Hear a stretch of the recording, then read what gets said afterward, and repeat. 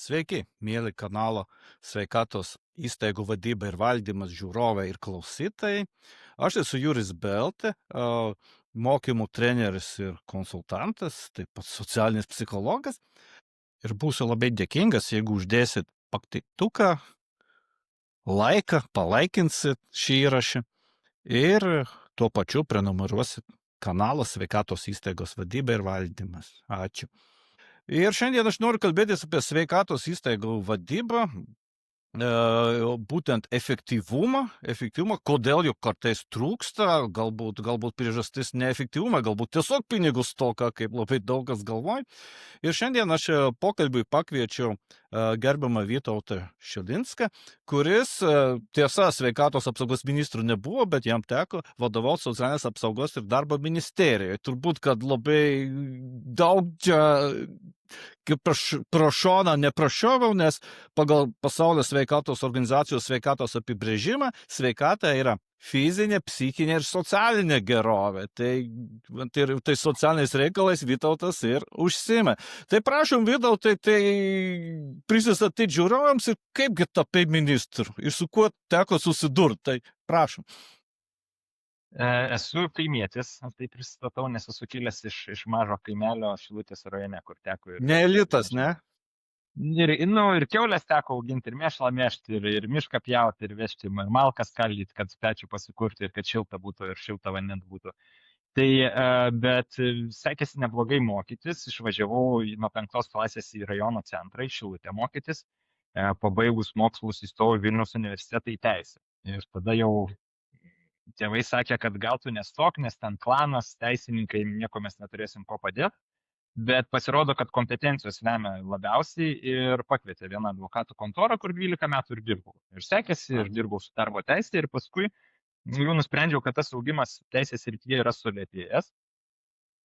Nes išmokau ir teisės išmokau, ir kitus išmokau mokyti jaunesnius žmonės, ir pardavimų tada išmokau, ir tada jau norėjau vadybinės kompetencijas pagerinti ir įstojau į Baltic Management Institute, į vadybą. Tai irgi už tai galėsiu pasidalinti. Ir gavau skambutį tuo metu jau, kai įstojau, iš Monikos Navickienės, kuri pasiūlė susitikti ir sakė, kad turiu galimybę tapti ministrę, nes jau buvo aišku, kad premjerė bus Ingrida Šimonytė, bet turiu parodyti komandą. Ir tada pakvietė prisijungti prie jos komandos. Tai iš mano pusės buvo 3 sąlygos, nes į politiką nesvaršiau eiti, tai aš sakiau, kad į partiją stoti neplanuoju politiko karjeros toliau daryti, noriu pabaigti vadybos studijas ir tada norėčiau darbo, kuris komandoje būtent būtų ne patarėjo, bet vadybinis darbas. Tai vadovo pozicijos ir tapau viceministru, o kai Monika Navickienė atsistatydino, tada premjerė pasiūlė užimti ministro postą ir baigiau karjerą viešajame sektoriuje, būtent jau kaip ministras. Ir manau, kad labiausiai, kuom galėsiu pasidalinti, tai kad mane labai daug dalykų nustebino iš vadybos pusės, kas buvo kitaip privačiam sektoriuje ir viešajam. Man buvo taip smalsu, kad net savo magistro temą aš ir pasirinkau, kaip motyvuoti ministerijos žmonės, kurie dirbo tuo metu nuotoliu.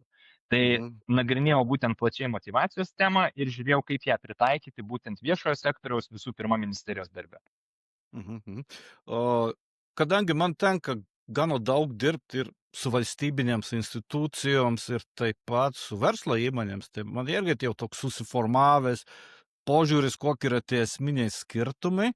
Bet teisybės dėlė aš galiu pasakyti, kad kartais pasitaiko viešos institucijos įstaigas, kur labai puikiai vadyba, kartais būna kaip tik verslo įmonės, kur toks, kaip čia pasakus, vos ne Šiaurės Koreja disciplinas.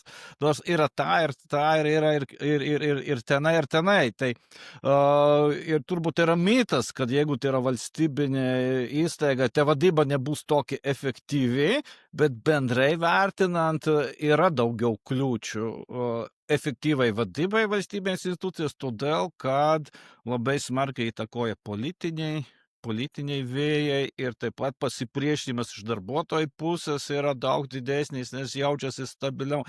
Turbūt gerai vadovauti valstybinės institucijos yra net sunkiau negu versle. Čia tokie mano samprotavimai. Tai Vytautai, gal tu tada, kaip čia, kai susidūrai su ta vadyba, jau pačioje ministerijoje ir matai, kaip pavaldžios institucijos funkcionuoja, kaip tu matai ir galų gale iš to turbūt ir išplaukia, turėjai priimti kažkokius sprendimus, kad efektyvinti tą visą sistemą. Tai prašom, pasidalink. Aš ką pamačiau ir su žmonėm kalbantis, paaiškėjo, kad, sakyčiau, yra senovinė vadybinė sistema, netgi carinė pavadinčiau. Ne tai, kad sovietinė, bet carinė. Carinė net, jo. Net carinė, taip, nes iš principo tipinis ministerijų darbo reglamentas, kuris sveikatos apsaugos ministerijos, manau, bus ir nepakeistas, socialinė apsaugoje pakeičiau, nenumato jokių alternatyvų vertinimų, jokių analizių, numato pavedimas, vykdymas, kontrolė. Tai, direktyvinis valdymas, kuris veikia krizių metu, bet jisai neveikia normaliomis sąlygomis, nes tu kiekvienu atveju turi svarstyti ir pažiūrėti, ką gali geriau padaryti. O čia būtent viešajame sektoriuje aš radau, kad yra ta primityvi, vadinama lazdos vadyba. Tai baudžia žmonės už klaidas, žmonės tada stengiasi išvengti klaidų ir kaip vienas tarnautojas sakė, kad, taip, kas nedirba, tas neklysta, o kas neklysta, tą paaukština. Tai čia be abejo juokas tam tikras, bet yra dalis tame tiesos, nes iš tikrųjų žmonės turi patirčių, kai su jais bendrauja, kad juos baudė už tai, kad jie kažką darė ir kažkas nepavyko. Tai nežinau, paimkim paskutinį Teltonikos pavyzdį praeito vyriausybėje, kur buvo, ar ne? Tai projektas užstrigo, nes didelis, sudėtingas ir ekonomikos ir inovacijų ministerijos žmonės, kurie stengiasi dirbti su to projektu, tuomet ėjo į prokuratūros apklausas. Tai tie žmonės, kurie sakė, kad man nepriklauso ir nedirbo prie to projekto, tai jie kaip ir laimėjo. O tie žmonės, kurie dirbo, jie patyrė tam tikrų nepatogumų. Taip, ten viskas baigėsi, kaip sakyti, viskas gerai ir tas projektas, matyt, įvyko ir atidarytos gamyklos, tai kaip ir viskas puiku, bet vėlgi buvo užstrigos projektui ir viešoje erdvėje buvo dvi žinutės. Viena žinutė buvo, kad ką galim padaryti, kad išspręsti. Tai va čia verslo žinutė, sakyčiau, yra susidūrusių problemom. O kita žinutė buvo, kas kaltas ir kaip nubausti. Tai va čia dažnesnė žinutė yra viešajame sektoriuje, nes tai retu atveju būna patyrę vadovai viešajame sektoriuje ir vadybininkai, ateina su požiūriu iš visuomenės, o visuomenėje mes ugdome požiūrį neigiamai klaidas, dar nuo mokyklos. Mes ieškome, kas kaltas ir kaip nubausti. Tai jeigu mokinys neišmoko pamokos, ieškoma, kas kaltas, tai ar mokytojas, ar tėvai, ar dažniausiai pats mokinys, jam parašomas blogas pažymys ir tuo dažniausiai ir baigėsi. Tai stengiasi dabar... Atsiprašau, bet turbūt yra toks paradoksas, kad tas kaltųjų ieškojimas priveda prie to, kad ne vieną kaltą ir nesuranda ir nereiškia atsakomybės pareikalau. Todėl, kad žmonės suprasdami, kad ne ar ieškos kaltų, bet kad kaltų ieškos, jie didesnę dalį ministerijoje darbo skiria tam, kad išvengti atsakomybės. Ne tam, kad padaryti. Nes netgi diskusiją turėjome, pavyzdžiui, apie vertybę ministerijoje profesionalumą.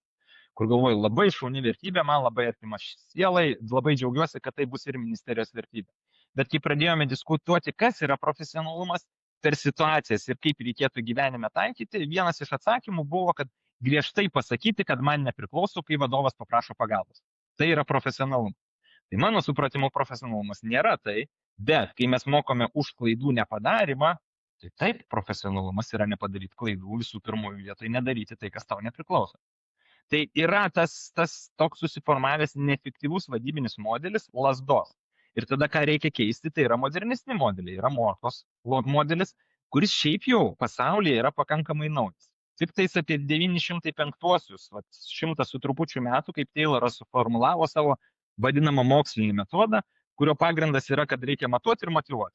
Tai reiškia matuoti, ką žmonės padaro ir mokėti daugiau žmonėms tie, kurie padaro daugiau. Plus jo buvo dalykas, kad reikia kalbėti su žmonėmis, nes jie geriausiai žino, kaip tą darbą reikia atlikti ir jų pačių reikia klausti.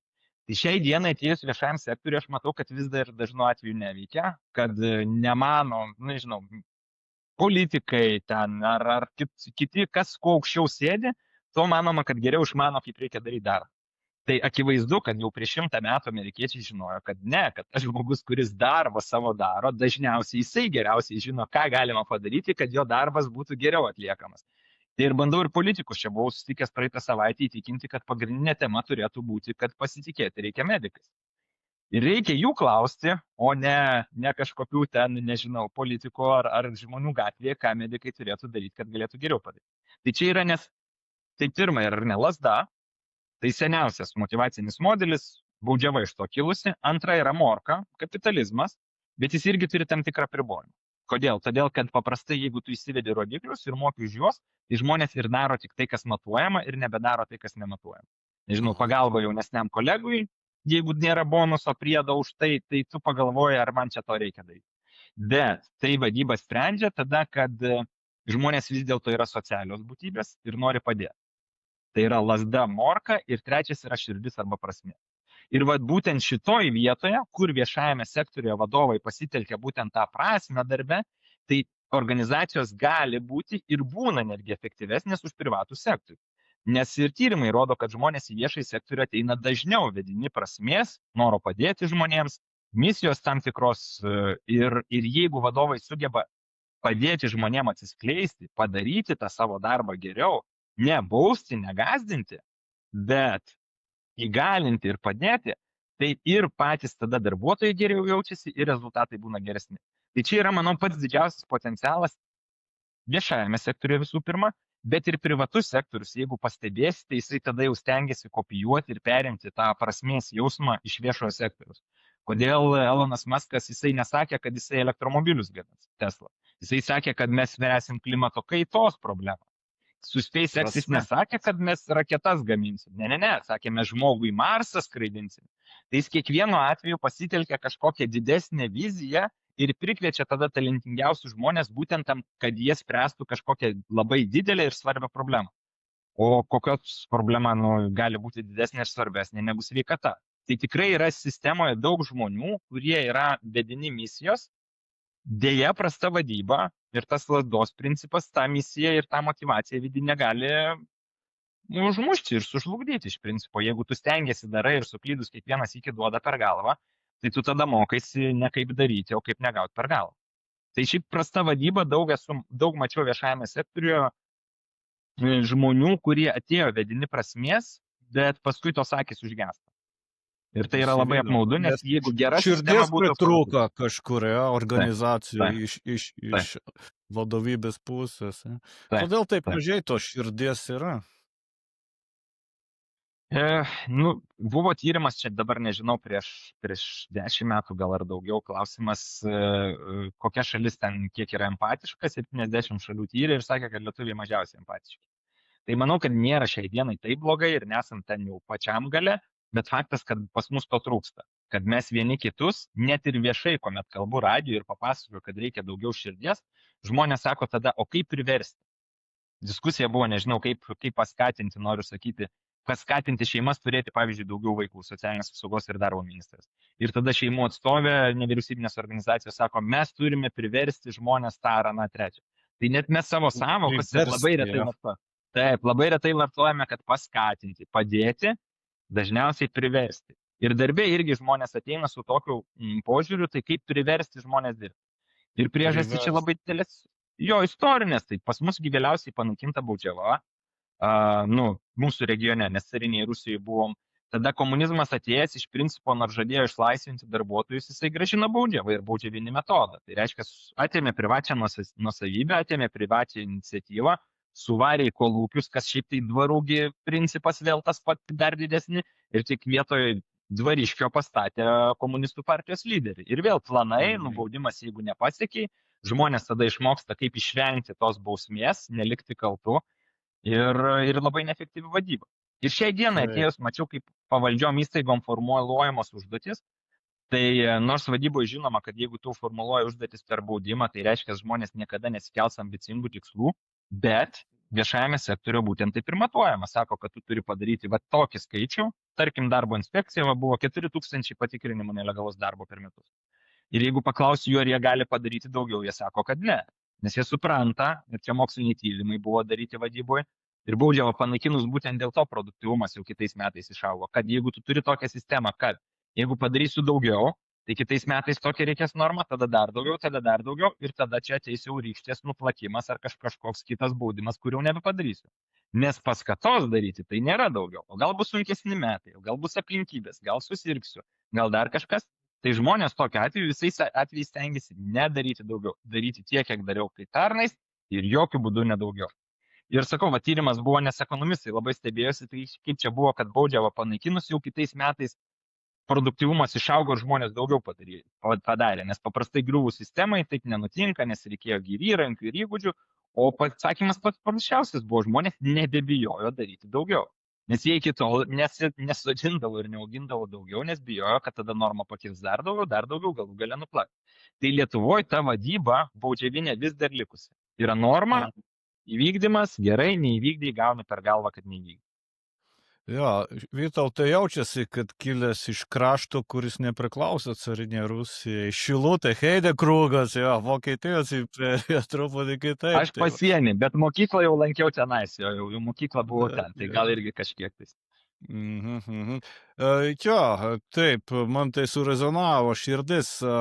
Tai aš dar taip galvoju, minėjai, irgi rezultatų matavimas ir turi būti iškelti tikslai, pamatuojami rodikliai, ten įvairios teorijos, šiaip tai yra dėgamas ten balansat skorė kartais subalansuotų rodiklių ir taip toliau. Bet mano požiūris, kad kartais irgi, tai jo pats ir sakė, kad darys vien tik tai, ką reikia, bet kartais tie rodikliai yra iškeliami, jie tiesiog kanibalizuoja kitus dalykus. Ir kalbant apie efektyvumą, tai ar efektyvumas savaime yra gėris, jeigu nėra tvarumo? Nes galima taip iškelius tam tikrus tikslus pasiekti labai puikus rezultatus, bet paskui sugriūna visą sistemą. Tai va čia irgi yra toks, dėl to aš taip, samprotauju, kad galbūt nereikia tuos pačius geriausius rezultatus, bet jie turi būti stabilus, tvarus, ilgalaikus ir toks vektorius vystymas. Tai turi būti, kartais irgi tenka susidurti su organizacijoms, kuris kaip ir pasiekia puikus rezultatus, bet tuo pačiu yra perdegimas darbuotojų, geriausių darbuotojų, kurie karjerą padarė, bet paskui jie nueina lamos auginti ir iš viso nenori būti ar valstybė institucija, jo, ir bėga iš ministerijų, ten savo veiklą kažkokį, kurie galbūt dvigubai, trigubai mažiau pajamas generuoja, bet už tai žmogus sako, aš esu laimingas, man to nereikia, nors kartais reikia. Tai vat kaip tau, irgi tavo mintis apie tai. Jo, čia labai sudėtinga tema, nes keli dalykai. Tai pirma, jeigu rodikliai naudojami yra nubausti žmogui, tai faktas, kad žmonės vengs tų rodiklių ir jų nebus. Tai ir dėja viešajame sektorėje tie rodikliai arba jų nėra, arba jie yra dažnu atveju be atsakomybės. Tai atėjus į ministeriją inventorizaciją pasidariau, buvo, bijau sumeluoti, bet keli šimtai rodiklių, kuriuos stebime, bet tada jeigu nueini ir žmogaus paklausi, tai bet kokius tu savo darbę stebi rodiklius, tai nėra ne vienas. Tai reiškia, kad yra aukštai pakabintų kažkokių rodiklių, kuriuos kas ten metus ar kas kažkiek laiko kažkas atsisėda ir lentelę suveda iš naujo, kur pasikeitė, bet nėra žmogaus, kuris stebėtų, kad mano veikla yra susijusi su bent vienu iš tų kelių šimtų rodiklių. Tai vienas iš uždavinių buvo su žmonėmis ir su visais skyriais perėjom ir paprašiau, kad pirmą, kiekvienas įsivardintų, koks yra skyriaus tikslas. Nes jeigu dabar paimtumėte ministerijose, tikslas paprastai bus formuoti politiką. Ir tai nėra pamatuojamas tikslas ir gal kitą kartą jos mažiau reikia formuoti ir neverta, kaip aš juokavau, keisti iš kvadrato į trikampį, o paskui dar į apskritimą vien tam, kad keisti. Deja, kai užduotis yra formuoti politiką, tai žmonės nuolat ją ir formuoja. Ir žodis reforma dažnu atveju ir būna tik tais formos pakeitimas, o ne į kažkokį rezultatą. Tai mano tikslas ir prašymas buvo, kad kiekvienas skyrius pagalvotų, tai koks jo yra tikslas. Pavyzdys. Darbo rinkos skyriaus tikslas neturėjo būti, kad formuoti darbo rinkos politiką, bet kad daugiau žmonių dirbtų ir daugiau užsidirbtų. Va toks va tikslas. Ir tada jau automatiškai eina du rodikliai, kurie stebim. Kiek yra pas mus užimtų ir koks yra, tarkim, vidutinis atlyginimas. Ir ką tada jau galvojame, ką galime padaryti, jeigu darome reformas, kad dirbančiųjų būtų daugiau ir daugiau uždirbančių. Darbo teisės skyriaus vėlgi, tada kiek žmonės yra laimingi darbe, kam darbo kodeksas yra. Tai kad subalansuoti darbdavio ir darbuotojų interesus, bet tai turime vertinti žmonių pasitenkinimą šito reguliavimo. Darbuotojų saugos sveikatos vėlgi neformuoti politiką, bet kad kuo mažiau žmonių mirtų darbe ir kuo sveikesni būtų. Tai vėlgi tada pradėjom tikslas toks, stebim rodiklius, kiek miršta, matome, kad prasta situacija, žiūrime, ką galime padaryti, kad būtų mažiau. Tai iki šiol ministerijose rodiklių mano nuomonė nėra. Išimtinius atvejus yra, Sadimas pasidarė, gal kitos ministerijos jau irgi, bet todėl, kad žmonės būdavo baudžiami rodiklius. Ir irgi neįtvirtinau kažkiam teisės akte, vidiniam dokumente, kiekvienas paprašiau, kad skyrius pats pereitų ir pergalvotų ir pasižiūrėtų, koks stebės. bet tam, kad nebūtų tai ir vėlgi įrankis ateityje nubaus.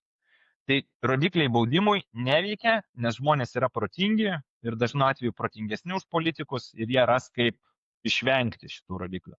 Rodikliai tada, jeigu mes kalbame apie tą morką, kad mokėti pinigus, vėlgi, tie tyrimai yra dvejopi.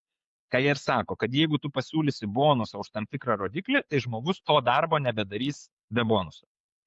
Tai pavyzdys ten yra Ryan ir Dets darbo psichologai, kurie pradėjo tirti šitą fenomeną iš paprasto klausimo. Tai reikia vaikui mokėti, kad jis žolę nupjauna ar ten šiukšlės išneša ar nereikia. Ir jų atsakymas buvo, kad nereikia. Nes jeigu tu pasiūlai už tai pinigus, tai reiškia, kad tu indikuoji, kad tai yra kažkas nepageidaujamo ir jeigu tada nebeduodi tų pinigų, tai žmonės lieka nepatenkinti, jeigu duodi, kiekvieną kartą tikisi vis daugiau ir tokį užburtą ratą gauni. Tai čia nėra geras dalykas mokėti už bonusus, už užduotis, kurios susijusios su protiniam užduotim, su kitom, nes ir vėlgi tyrimai rodo, kad tada žmonės netgi pradeda galvoti apie bonusą, ar kas bus, jeigu prarasiu, o ne apie pačią už. Išimtis yra, jeigu fizinis darbas, nežinau, dėžės nešti. Operacijos irgi, tiesa, medikų rodė tyrimas, kad jeigu už operacijas ir kiek operacijų ir daugiau gauni, tai veikia. Kaip ten atsiliepia paskui, nežinau, klimatui, kolektyvas vienas kitas ar gražiai elgesi, nes galbūt perspaudė save ant operacijų, bet medicinoje buvo irgi išlyga, kad tas susijimas gali veikti, galbūt tai irgi susiję, kad tai darbas yra rankomis, ar ne? Bet kam rodikliai geriausia ir efektyviausia ir kam jie veikia. Tai kaip įsivaizduokite kaip krepšinį. Krepšinėje viską matuoja, ką sportininkas daro, ir kiek perdavimų, ir kiek metimų, bet niekas nebaudžia, jeigu vienose varžybose prašiau sužaidė. Ir niekas nesako, kad jeigu vienose 30 sumetė, tai kad kitose 35 turės įmesti. Ne. Stebi, matuoja, metų gale, peržiūri ir diskutuoja. Sako, va, rodikliai šitie geri tavo, tu puikus komandos narys, arba priešingai, gal tu komandos narys šiaip jau prastas ir rodikliai pas tave geri tik todėl, kad tu savanaudiškai žaidži. Ir atlyginimas tada yra nustatomas atsižvelgiant į visumą. Ir į rodiklius, ir į tai, koks žmogus yra komandų žaidėjas. Ar jisai padeda, pas kitą rodikliai gal nebus labai geri, bet jis labai gerai ginasi, ir tą visi mato, ir jisai padeda labai komandos nariams. Tai svarbu yra matuoti ir motyvuoti žmonės, bet nėra visada geras atvejis susijęti atlyginimą su tam tikrų konkrečių rodiklių, nes tada žmonės tą darys, o kitko nedarys. Anekdotas yra, žinot, šitas, kur klausimas, ar tikrai istorija ar ne, kur Britai pasiūlė Indijoje savo kolonijoje žmonėm už kiekvieną atneštą kobrą nudobtą sumokėti tam tikrą sumą. Tai vad konkrečiai, nudobė kobrą, gauni pinigų, nes buvo bėda daug naudingų kobrų. Tai ką žmonės padarė, pradėjo auginti tas kobras. Tai va čia irgi reikia atsargiai labai su rodikliais, nes pradėjo auginti, o paskui jeigu tu sakai nebemokėsi už tas kobras ir jas daug nešti, tai jų paleido į gatves ir tada negerai gaunas. Ja, tas, ką Vytautai minėjo, kad ir vaikų auklėjime taip pat yra svarbu, yra kažkokios pareigas, tada aišku paskatinti, bet jeigu vien už tai, ką vaikas daro, kaip tai, 10 atnešė mokyklą ir 10 eurų tai už 10, tada motyvacija mokytis be pinigų dingsta. Ir net vienas psichologas, koks Litvakas, jis yra pasakęs, kad tokiu būdu yra ugdoma korupcinė psichologija, nes žmogus, tai, ką privalo daryti, jis turi dar papildomai kažką gauti, o jeigu papildomai negaunu, tai aš taip ir nedarysiu. Tai tame kažkiek tiesos yra. Taip, man patiko labai tas krepšinio modelis, iš tikrųjų nebuvau susimastęs, bet tai labai gera analogija. Už rodiklius nebaudžiama, rodikliai yra indikatoriai, kurie padeda tobulėti visai komandai ir už indikatorių neturi pradingti prasme. Dėl ko visą mes tai darom, čia kartais rodiklis išaukštinimas, kaip ir mokyklai kartais vaikas mokėsi ne dėl žinių, bet dėl pažymų, kad pradžiugintų tėvus, o jeigu dar tėvas moka už tai pinigus, tai jam tas žinios galbūt net 2., 3. planais, labai greit ir pamiršta, bet tada yra ta orientacija ne į prasme, dingsta prasme ir be prasmės ir širdies nebus. Tai. Vytau, tai dar, kažką sureaguoti. Darbo psichologai tyrė, kokie žmonės yra laimingiausi darbe ir išskyrė 3 dalykus. Tai sakė, kad pirma, kurie jaučia prasmę darbe, bet prasmė yra ne tik, kad prasmingą darbą dirbu, bet kad ir turiu kolektyvo palaikymą. Tai kas irgi svarbu darbe viešajame sektoriuje, dažniausiai visi kalba apie problemas, bet svarbu sustoti ir pasidžiaugti, ką pavyko padaryti, ir įvertinti ir padėkoti. Tai prasmė. Antras yra, kas yra įdomus dalykas, tobulėjimas. Kodėl žmonės groja gitarą savaitgaliais, ten mesga, ten, nežinau, dar kažką lanko, nes mūsų smegenys nori tobulėti ir daryti geriau. Tai vėlgi rodikliai, kuomet jie nenaudojami nubausti, padeda žmogui matyti, kad aš darau prasmingą darbą ir man sekasi truputį geriau daryti galbūt, negu kad aš pernai dariau. Ir tai irgi suteikia prasmės ir džiaugsmo žmogui. Ir trečias yra savarankiškumas. Sunkiausiai galbūt apibrėžiamas, bet savarankiškumas ir kuomet žmogus pats gali nuspręsti, ką, kada, su kuo ir kaip daryti, yra universali psichologų tirta savybė visose šalyse, kiek jie tyrė, ar Azijoje, ar Europoje, ar Amerikoje.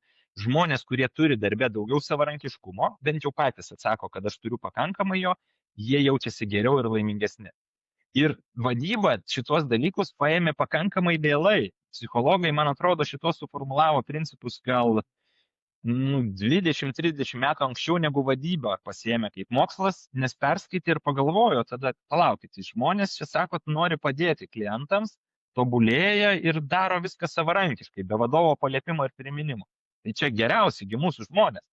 Tai akivaizdu tada, kad iš šitų darbo psichologų tyrimų ir gaunasi, kad laimingiausi darbuotojai yra ir geriausi darbuotojai darbe. Bet svarbu motyvuoti būtent per šituos dalykus. Prasmę darbe, tobulėjimą ir savarankiškumą. Nes netinkami motivatoriai motivaciją gali užmušti.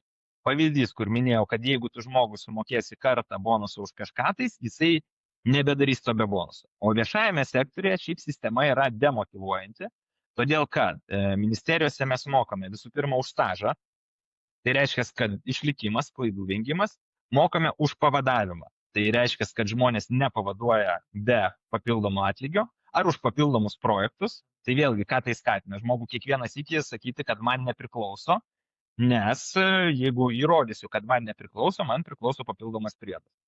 Ir už krūvį mokam iš principo. Tai nėra niekur parašyta, bet dažniausiu atveju, kaip vadovas mačiau, žmonės ateina ir motyvuoja didesnį atlyginimų poreikį dideliu krūviu. Tai kai moki už krūvį, faktas, kad gauni didelį krūvį. Ne rezultatą, gauname daug neprasmingų ir nesudėtingų darbų ir užduočių, kuriuos lengva atlikti ir nesuklysti. Perkelti iš vienos lentelės į kitą, išsiųsti raštą visiems ir kad jie atsakytų, tada surinkti duomenis, tada išsiųsti dar vieną raštą, paprašyti dar kažkokių papildomų duomenų. Ir užsisuka tas ratas, kad yra daug neprasmingo darbo, kuris turi mažą klaidų tikimybę, generuoja didelį krūvį, generuoja stažą ir už tai mes mokame. Tai negali, aš tikrai visą laiką. Tuo pačiu kuriama mažai vertės, tiesą pasakius. Taip, ir vertės labai mažai ir kitu atveju netgi dar kuriamas darbas kitiems ir iš principo tada netgi naikinama vertė būna. Tai bėda yra, kad labai prašau visų ir šiaip skatinu nepykti ant ministerijos žmonių, nes mes gauname tai, už ką mokame. Ir nepaisant to ministerijose, nepaisant blogos motivacinės sistemose, ministerijose dar yra žmonių, kurie atėjo iš tikėjimo, iš noro dirbti Lietuvą, iš noro padaryti geriau. Ir tie žmonės tada dažnu atveju veža, nes tie žmonės tada nesupranta, kad mokama už atsakomybės vengimą ir jie pasiema tą atsakomybę, jie daro, jie daug padaro, bet faktas, kad jų dažnai nepasaugo, perdega žmonės. Tai faktas, kad reikia tos žmonės, kurie yra motyvuoti ir nori daryti, pasaugoti, o motyvacinę sistemą viešajam sektoriui reikia keisti. Vytautai, dar būtų įdomu, man asmeniškai taip, manau, kad ir žiūrovams klausytėms, kaip pats dirbai ministrų, gal prieš tai viceministrų, ką pavyko pasiekti, kuo gali kaip pats savo didžiuotis, ką pavyko įdėti, kas veikia ir tuo pačiu galbūt ir nesėkmės, ką tikėjasi pakeisti ir nepavyko, tai tiesiog tokia irgi asmeninė patirtis būtų įdomu išgirsti. Kelis galiu pasidalinti. Tai pirma užduotis buvo, kai atėjau, visas COVID-as buvo, antroji banga ir aš prieš tai kaip advokatas sekiau, iš kur eina ir kokios lėšos ir konsultavau, tai turbūt geriausiai Lietuvoje išmaniau visą sistemą paskatos ir verslo palaikymo. Tai mano užduotis buvo būtent suformuluoti paketą pagalbos ilgesniam COVID-ui, ilgesniam uždarimui ir Finansų ministerija pasakė, kad tam tau bus 600 milijonų. Tai dabar aš jau žinau, kad pirmas mano atsakymas būtų buvęs, kad reikia daugiau, nes praėjusi vyriausybė buvo 1,2 milijardo išleidus. Tai finansų ministerija visada ateina pradžioje su pusė to, su pusė, kas būtų normalu, bet aš buvau nepatyręs ir sakiau, kad gerai, darom su to, ką turim ir šį padarėm, tai sutaupėm ir 600 milijonų ir greičiausias buvo ekonomikos atsigavimas Europos Sąjungoje. Tai čia pirma užduotis. Antroji užduotis buvo statybininko ID. Nežinau, ar jeigu girdėjo, ten žmonės nesėkmingai gal 10 metų diegia, kad sumažinti nelegalų darbą statybose. Ir radau, kad numatyta jau sukurti projektą už 1,3 milijono, lėšų nenumatyta, bet lėšų radom, jau darysim. Ir tada ateinu į darbo inspekciją, kuriai numatyta, kad jinai turės tą sukurti sistemą. Ir jie sako, kad mes Vytautai nepadarysim. Mes turim 1,5 etato IT žmogaus, jie ten kabelius sujungti, mums dar kažką tais gali, bet tokios sistemos mes niekada nedarė dydžio ir nepadarysim. Grįžtu į ministeriją pa žmogų, kuris atsakingas, kuris įstatymą tai rašė, sakau, bet ar jūs girdėjot? Darbo inspekcija sako, kad nepadarys. Sako, taip, žinau, kad ne mano atsakomybė. Buvo komisijos komitetai, kurie nusprendė, kad reikia daryti. Ir darysim. Tai tą supratęs radau kitą instituciją, ten, kur padėjo, registrų centras pažadėjo padėti, tada toliau panagrinėjęs, supratau, kad nereikia net registrų centro, galima sistemą tiek supaprastinti, kad padarytų mūsų pavaldį įstaigą Sodra. Ir sukūrėme tą sistemą mažiau negu per metus laiko, už 50 000 eurų plus PVM. Jis veikia, statybose mažėja nelegalus darbas ir ne-IT sistemų netgi ir trūko. Esmė buvo, kad statybose yra daug darbdavių, daug rangovų, tai atėjus radus nelegalų žmogų, neaišku, kas yra darbdavys ir ką nubausti, tai ko reikėjo, tai reikėjo taisyklės, kad generalinis rangovas yra atsakingas už bet kurį nelegalų darbuotoją, plus mes jam padarėm įrankį, kad jisai gali prieš įleisdamas į statybvietę pasitikrinti, kur tas žmogus yra įdarbintas. Tai reiškia, kad QR kodą nuskanuoja ir jisai mato, aha, šitas žmogus įdarbintas šito įmonėje, mano subrangovas, gerai, prašau užėjti. Ir tokiu būdu neliko, bent jau ten, kur tikrina, neliko nelegaliai dirbančių žmonių statybvietėse. Tai sėkmė, vėlgi, bet patirtis ir pamoka buvo tas, kodėl IT sistemos dažniausiai neveikia ir sugriūva, todėl kad tikslas ir nebūna sukurti IT sistemą ar kad ji kažką išspręstų. Tikslas būna, kad, ne mano atsakomybė, tai ne aš darysiu, kažką darys IT sistema. Jo, kad IT sistemos dažnai yra kuriamos pas mumis suneštinio baliaus principu, tai yra kiekvienas sumeta, ką sugalvoja, ką IT sistema turėtų daryti, mano darbus. O ne konkrečią problemą, kokią išspręsti vieną ir ją išspręstume. Tai tokiu būdu gaunasi, kad kuriam, nežinau, dulkių siurblį, kuris ir kavą verda. Ir tada nei dulkių siurbė, nei kavą verda ir neveikia ir tada bandom taisyti ir kažką paskui daro arba kažko nedaro. Todėl, kad nėra dažnu atveju tikslas, kad išspręs kažkokią konkrečią problemą, bet tikslas pati sistema būna. Tai tą pakeitus galima padaryti ir 10 kartų pigiau ir veikiančias IT sistemą. Tada darbas buvo ukrainiečių įdarbinimas, karas pradėjo vykti čia ukrainiečiai, tai labai stresavau, lakščiau ten, nežinau, paramą siuntėm, rinkom čia visą kitą, bet man ministrė pasakė, klausyk, tavo užduotis kaip viceministro, kad atvažiavę žmonės dirbtų. Ir čia nesiblaškyk ir neužsiminėk po pamokinę veiklą. Ir labai teisingas patarimas buvo, nes man darbas padeda valdyti stresą. Tai ką padarėm? Matuoti ir motyvuoti. Tai registravom, paparašėm visus darbdavius, kad registruotų darbo vietas ne kiekvienas atskirai, sveikata, švietimas, dar kažkas, visi užimtumo tarnyba.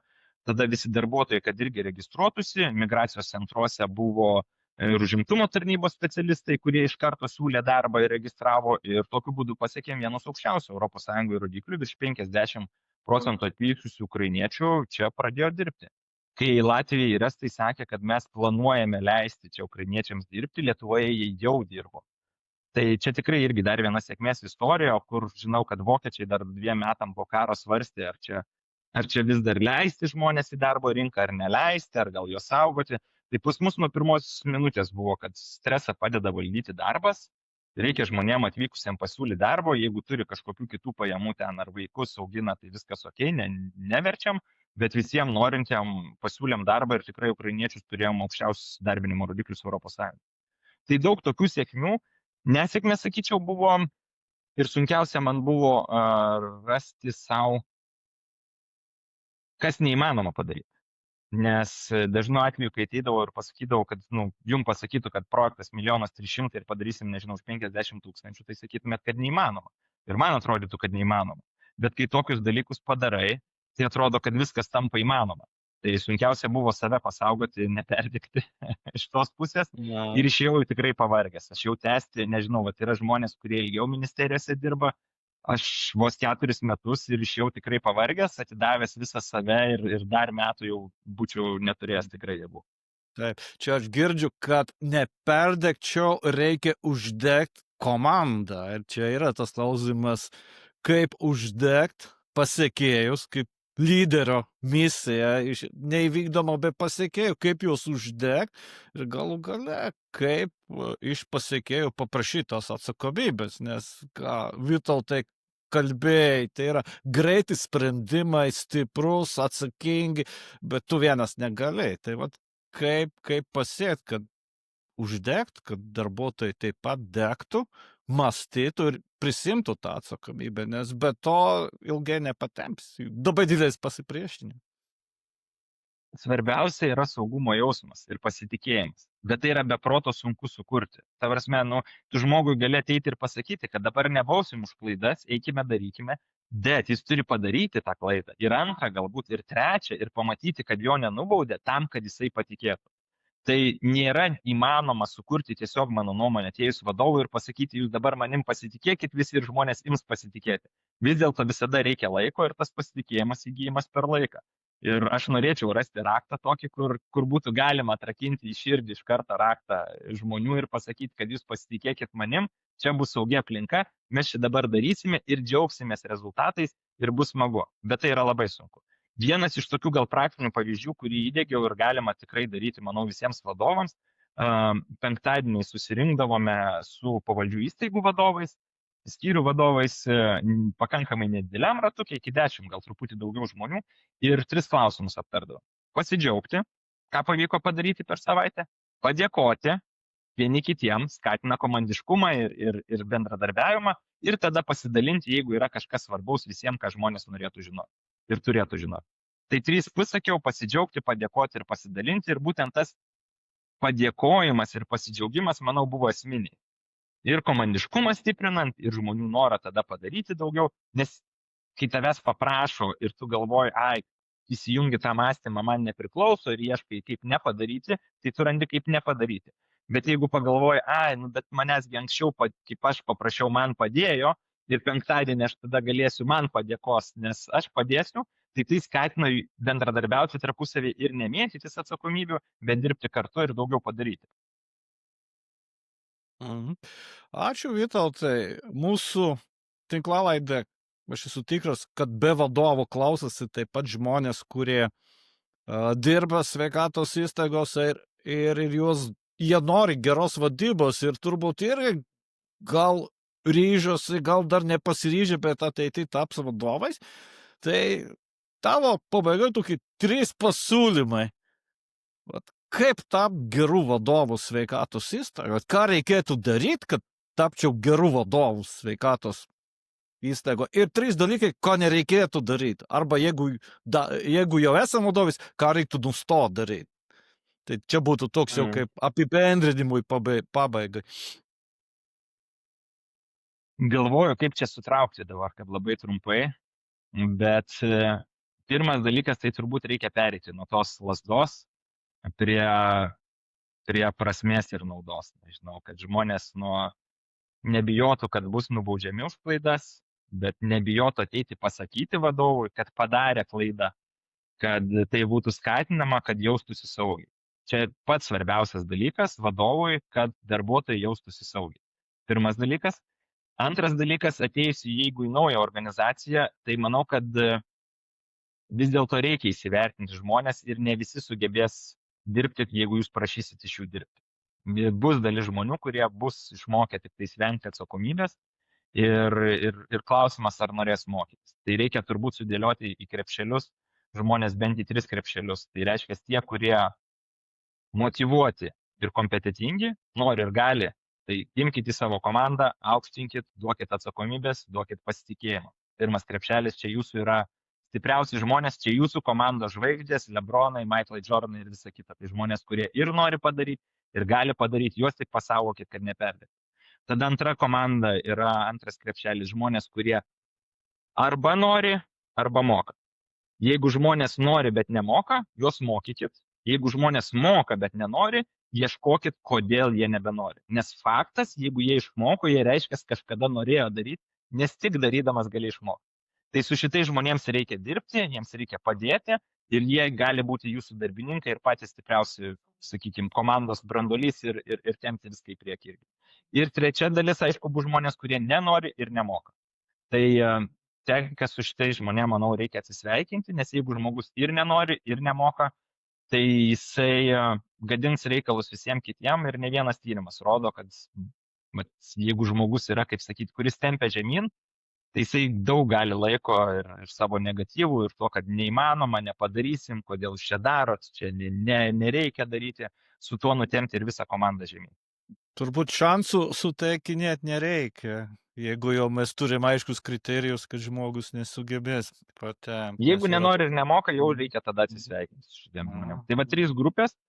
Saugumas, įvertinti žmonės ir vertinti savo stipriausią, gali tapti stipriaisiais. O trečias dalykas, nepamiršti savęs. Vadovom yra sunku, tai reiškia, nežinau, išsimiegoti, pavalgyti, pasportuoti, nes jums reikės daug energijos, jūs atiduosi daug energijos ir jumis nepasirūpins. Kai visi tikisi, kad vadovas visais pasirūpins, vadovo paprastai niekas nepasirūpina, todėl ir vadovui reikėtų pradėti nuo tos kaukės, kad savo pirmą užsidėti, tada kitiems, tai reikėtų nepamiršti pasirūpinti savim. Miegas, maistas, sportas yra baziniai dalykai, bet to tikrai neišvečiu. Tai ačiū, Vytautai, tai dėkingas už įdomų pokalbį, tai ką aš išnešiu, tai turbūt ir apibendrins, ką aš išgirdau, tai tikrai labai svarbu yra, darbe yra prasme, ką mes darom. Žinoma, rodikliai yra svarbu, nes tai matuojam, bet to vien yra mažai. Ir nepamiršk, kad visgi yra širdis, tam tikra empatija, kad darbuotojai jaustumės, kad jie įsirūpinasi, kad jie jaustumės saugus, nebijotų klysti. Ir išgirdom taip pat keletą tam tikrų vadybos praktikų, kurios galima nesudėtingai taikyti. Penktadieniai tokie susirinkimai, kur tik iš esmės 3 dalykai. Labai žmoniškai pasidžiaugiam, padėkojam ir tada, svarbi informacija, vyksta sklaida komunikacija. Tai Vytautai, ačiū. Aš manau, kad kils vienas kitas klausimas, tai drąsiai rašykit komentaruose, YouTube kanalą Sveikatos įstaigų vadyba ir valdymas, tai tiesiog komentuokit. Klausimus peradresuos ir Vytautas arba aš, jeigu mano adresuotas, atsakysim. Linkiu visiems sėkmės. Ačiū, Vytautai. Ačiū, viso. Viso.